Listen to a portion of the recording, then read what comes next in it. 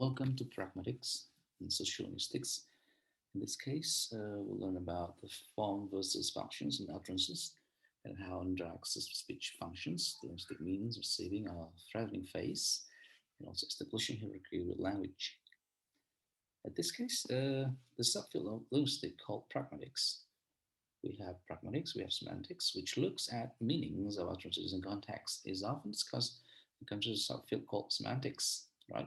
Semantic focuses on the meanings, and then pragmatics here looks at meanings of utterances in context. However, when these utterances are interpreted with reference to the context, including setting, speakers, background knowledge, and so on, this falls into the realm of pragmatics. In speech acts,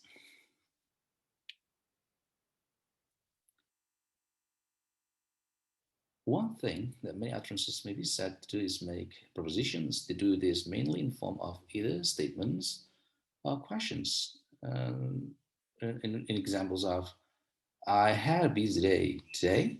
Have you called your mother and your dinner's ready? In the utterances, they're connected in some way with events or happenings in the possible world. There is one that can be experienced or imagined, and in which such propositions can be said to be either true or false. These are contestive utterances. A different kind of propositions is the ethical propositions. For example, big boys don't cry. God is love. Thou shalt not kill. You must tell the truth. Another kind of utterances is the phatic type. For example, nice day. How do you do? Comments about the weather and so on.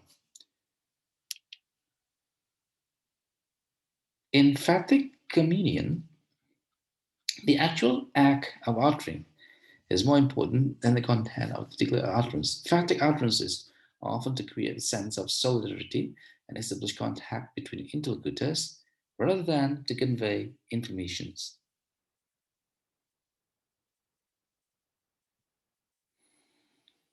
Okay, and then in performative, Austin is a philosopher. This is still another kind of utterance from these, the performative utterance. In using a performative utterance, a person is not just saying something, but is actually doing something if certain real world conditions are met. To say, I named the ship Lily Bell. In certain circumstances, is the Christian a ship, the Christian ship, to baptize the ship. To say I do in other circumstances to find oneself a husband or a wife, or a bigamist. To hear someone say to you, I sentence you to 5 years in jail,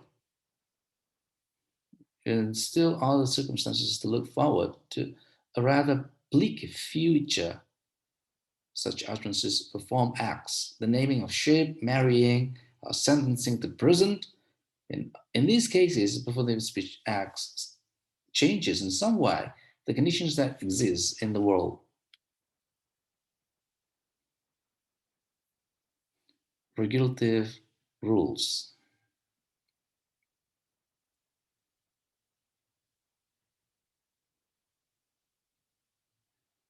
Regulative rules are things like laws, regulations. They regulate what is right, wrong, sometimes prescribe sanctions. Then constitutive rules, like rules of the games, sports. And then we come to the locutions, locutionary acts, and locutions.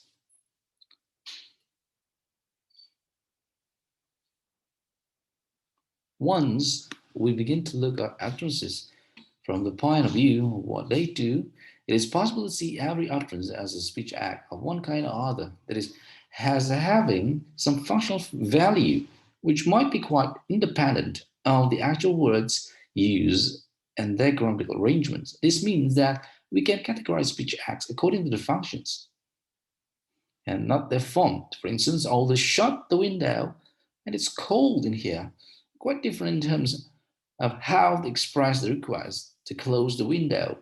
They are both requests. The utterances we use are locutions. So the names of utterances we use locutions. The intent of locutions is called the illocutionary act. We call the intended purpose of the illocutionary act the illocutionary force. A speaker can also use different locutions to achieve the same locutionary force, as in examples about closing interventions above. Conversely, a speaker can also use one locution for many different purposes. It's cold here could also be a complaint, and explanations for why the right wine is not at the right temperature, or a request for something other than closing the window, meaning come here and warm me up.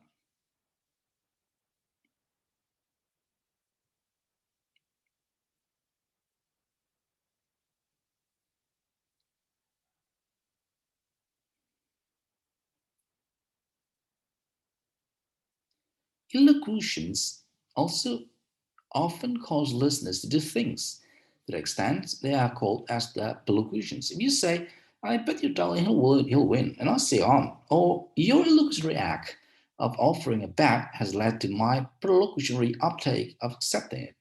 The perlocutory force of your words is to get me back, and you have succeeded. And now we go to the implicature. Grice maintains that the overriding principle in conversation is one he calls the cooperative principles.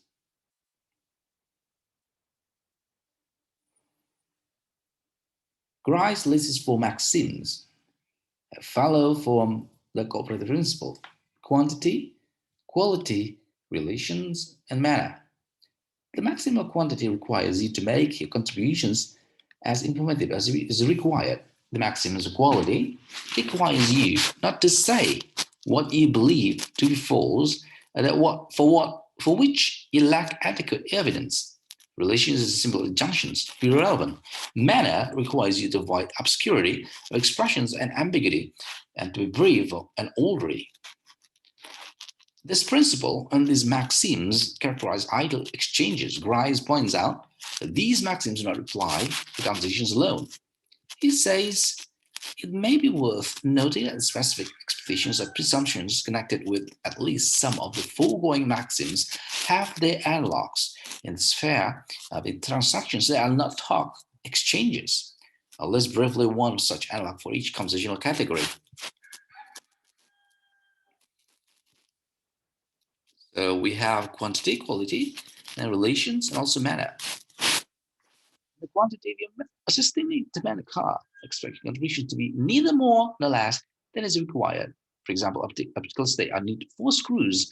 I expect you to hand me 4 rather than 2 or 6. Quality, I expect your contribution to be genuine and not spurious. If I need sugar as an ingredient in cake you're assisting me to make, I don't expect you to hand me salt. If I need a spoon, I don't expect a trick spoon made of rubber. Relations expect a partner's contributions to be appropriate to meet immediate needs at each stage of the transactions. If I'm mixing ingredients for a cake, I don't expect to be handed a good book or even cloth, though this might be an appropriate contribution at later stage. Manner expect a partner to make it clear what contributions he's making and to execute his performance with reasonable dispatch. However, it's also possible to flout these maxims to create what Grice terms implicature.